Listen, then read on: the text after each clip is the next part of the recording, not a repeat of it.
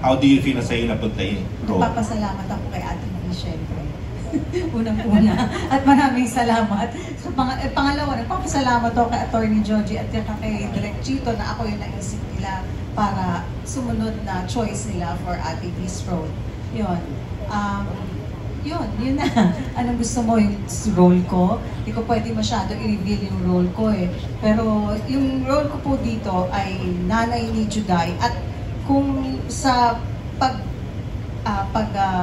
pagbigay ng buhay sa role ko as Rosa, masasabi ko lang humuhugot ako sa napakagagaling na mga kasama ko.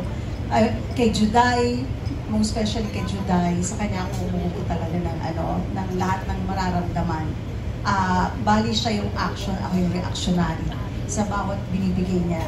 And same thing with Chanda.